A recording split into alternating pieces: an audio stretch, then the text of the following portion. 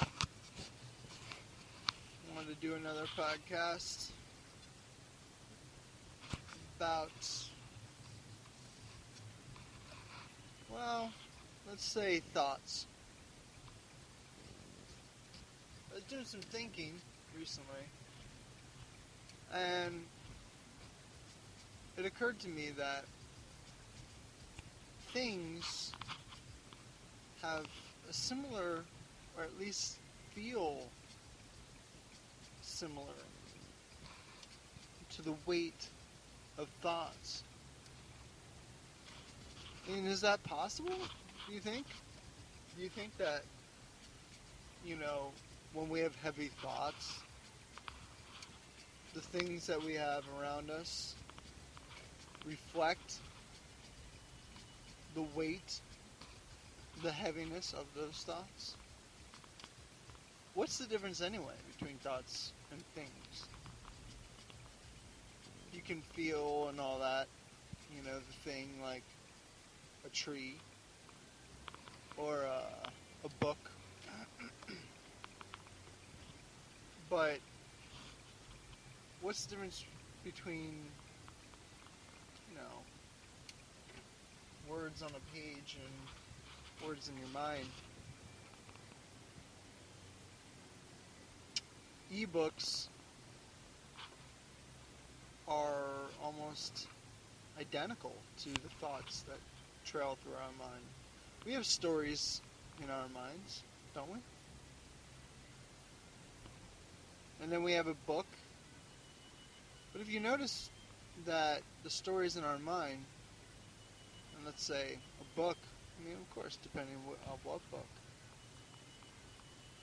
there's not a whole lot of heaviness to this. As I said, depends on the book. Some sacred scripture are pretty heavy. But compare that to, I don't know, a TV or a house or a car.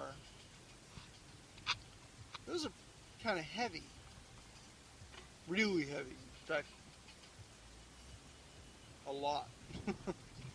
Big time and heavy. And then when you think about those things and possible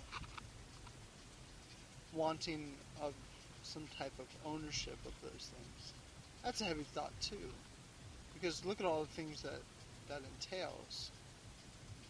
Taxes, bills, insurance. Well, it depends if you do it,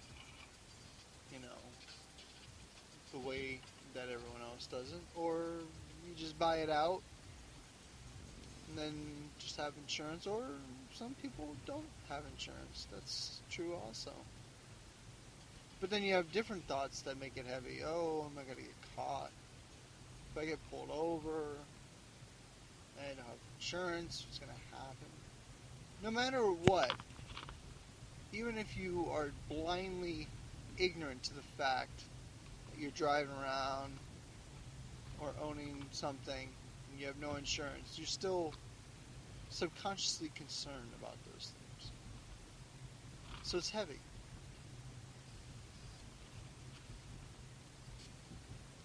Just makes you think. Because we're all about freedom. We're all about living,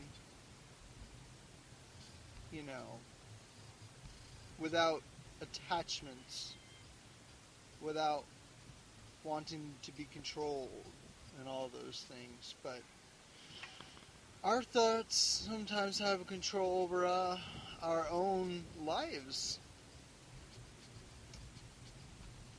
And those things that we have also can have control over our lives. So it's my suggestion that we don't allow things, thoughts, people to control us. You're free if you want to be free, but you have to free your mind first, and maybe that's where that is that whole phrase is really trying to get our attention with. Free our mind first, and then maybe we'll feel free within our own lives. Makes you think. Thank you for listening. God bless.